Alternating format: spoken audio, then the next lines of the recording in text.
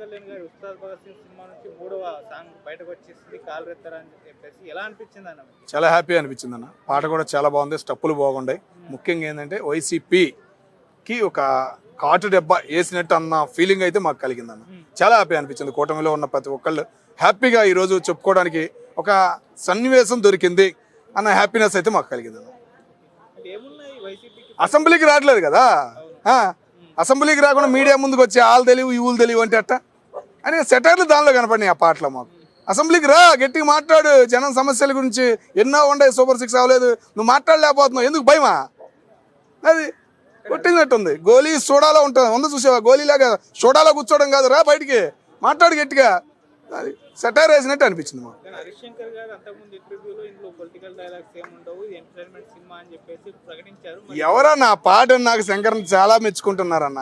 ఆయనకు అర్థమైందో లేదో కానీ ఆ సాంగ్ కానీ ఆ మ్యూజిక్ కానీ దయచేసి ఏంటంటే సినిమా హాల్లో కుర్చీలు లేకుండా ఉండడం బెటర్. ఆ స్టెప్పులకి ప్రతి ఒక్కడు లెగిసి డాన్స్ చేస్తారు, అంత హ్యాపీనెస్ ఉంది ఆ సినిమాలో. ఇప్పటికి 3 సాంగ్స్ రిలీజ్ అయ్యాయి, ఏది బాగా అనిపించింది? నాకు ఈ లాస్ట్ కాలర్ అదే బాగుందన్న. తొడగొట్టే దానికన్నా కూడా కాలర్ అనే దానికి చాలా హ్యాపీ అనిపించింది. మ్యూజిక్ వెనకమాల అంతా చాలా బాగుంది. ఓకే, దీనికి ఇప్పుడు ఇద్దరు మ్యూజిక్ డైరెక్టర్ గా ఉన్నారు, తమన్ గారు కావచ్చు అండ్ దేవిశ్రీ ప్రసాద్ గారు కావచ్చు. సో ఇప్పుడు తమన్ గారు లాస్ట్కి వచ్చారు కాబట్టి ఎలా ఉండబోతుంది మ్యూజిక్? ఇంకా బాగుంటుంది అన్న. ఇంకో సాంగ్ ఏదైనా ఉందా అన్న ఫీలింగ్ అయితే కలిగింది. ఈ సాంగ్లే ఈ సినిమాకి సూపర్ హిట్ కొట్టబోతున్నాయి అనే హ్యాపీనెస్ అయితే మాకు కలిగింది అన్న.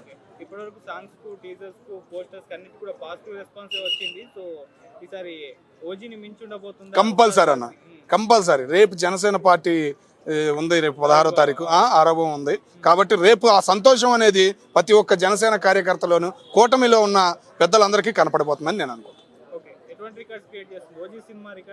దాటిద్దన్న. ఓజీతో దీన్ని పోల్చుకోవాల్సిన అవసరం లేదు. ఓజీని రాజకీయంగా ఉపయోగించారన్నారు, ఎన్నో విమర్శలు వేశారు. దీని మీద విమర్శ చేయడానికి నోరు రాదు ఎవరికి. అది నైట్ షో కూడా వదలాలి అని చాలా హ్యాపీనెస్లో ఉన్నాయి. ఎందుకంటే కాలేజీలు అయిపోయినాయి, మళ్ళీ మొదలవుతుంది కాబట్టి వారం ముందుకు వచ్చినందుకు ఇంకా హ్యాపీగా ఉంది. ఆ హ్యాపీనెస్ని పోగొట్టకుండా చర్యలు తీసుకోవాలని చెప్పి మేము కోరుకుంటున్నాం. హరిశంకర్ గారు చిన్న కాంట్రవర్సీ క్రియేట్ చేశారు, చూసే ఉంటారు.